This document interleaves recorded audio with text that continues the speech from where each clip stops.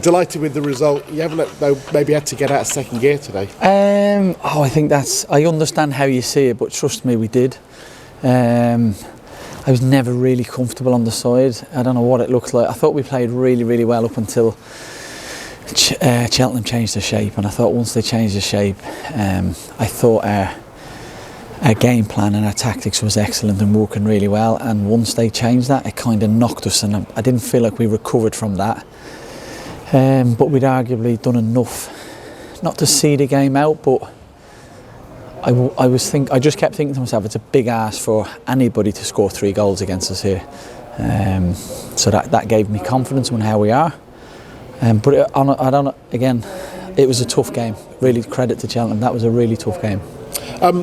We were talking to Lass before you came up, and the thing we noticed in commentary, they played very tight in midfield. And it looked like, and Lass said you had, worked on getting at them down the flanks. Yeah, look, listen, my 6-year-old can tell you what to do when you're playing against a diamond. You've got to get switches of play and get the ball out wide. And, suck them over one side, go back out the other side. Diamond gets completely sided, and all the space is on the other side. So I thought we did that really well. I thought we could have been better at that. I thought we turned it down 2 or 3 times. But it would be wrong of me to criticise us too much, but I did think we could have done it better, and I'm not a perfectionist. And as I said, it was working well, and then they changed, and then kind of changed the dynamics of the game, but thankfully we had a strong lead. Absolutely. Was it hard to maybe from that point get the intensity you perhaps wanted at times into it? It's difficult. You're asking, you're trying to not change. Our lads know what we do inside out. We work on it religiously. There's not 50 million different presses or 50 million different patterns of play. I'm afraid I'm not that good. In that regard, we have a real DNA of how we play, but it just didn't seem to switch into it. It just upset the rhythm of how we were playing. And I think a little bit with the expectation from everyone of playing against a team with probably a little bit low on confidence, hadn't scored a goal. It was tough. I thought the game was really there for the taking, but credit to Kevin for changing it and seeing the game the way he does. He's an outstanding coach, got a brilliant reputation, and once they changed it, they caused us a lot of problems. A couple of goals for Lass. Really pleased for him for a number of reasons. He's an excellent player, incredible pro. I think his performances have warranted that. I know he scored in the cup and he's had a few assists, but I thought when I looked through the goals, we did like a SWOT analysis during the week of our goals, where they come from, why we score, what we're looking at. And a big thing that's been a huge difference compared to last year is it was pretty much the front 3 scoring all the goals last year. But we've shared the numbers out really, really well this year, and it was nice for him to add to that.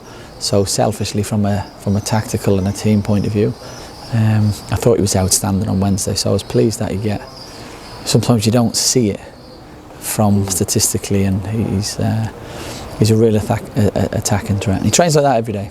I know I asked you about this on a Striker Days Wednesday, but once again your 2 Ethans really stood out, and Ethan Hamilton's drive. There was a moment in the second half, I think it was Danny Mandroya was well down pitch, and there was a player running alongside him. I'm like, who's that? And it was Ethan Hamilton. His drive for you in these games is really something. Both outstanding players. They're both having a great season. Ethan Arahan, obviously we know well from, because he's been here a lot longer. Ethan Hamilton, I just think you're seeing an Ethan Hamilton that's now got up to speed. He came in, he was behind everybody, he had very little minutes, and I just think we're starting to see the Ethan Hamilton that we signed and know. If anything, I would have liked to see him manage his game a little bit better as the game wore on, but that his infectious enthusiasm to work hard for the team and drive, he probably did a little bit more running than he had to, but again, I thought they were both very good. And good to get a few minutes into Danny? Yes, very much so. He just wants to play. He's quite a tough cookie, doesn't like not playing. Yeah, good. Sorry, I'm just thinking about his performance, thinking about the game, things I like, things I didn't like, and that just tactically from various different things, but great to have him on the pitch. So hopefully we'll get more news tomorrow on how he is, because obviously once you play a game, sometimes you get a reaction, sometimes you don't, so we'll find out more on that tomorrow. Did it feel like a game that had the number of yellow cards it did? No. As a player, when you were a player, would officials at the time be more inclined to talk to you before just giving you a yellow card? I tell you what I will do, because I can see that I have nothing to say about the officials. Okay. So you leave it to me then? I will leave it to you. Okay. All right, well, I did try. I know that people always give me a bit of stick saying, Mark, and we talked about it in commentary, and I was trying to work out how to get you to talk about it, but you're just going to smile at me. Correct. So obviously... Sorry, apologies. You're bidding me off. Let's just finally say you've got obviously 2 tough away games coming up now.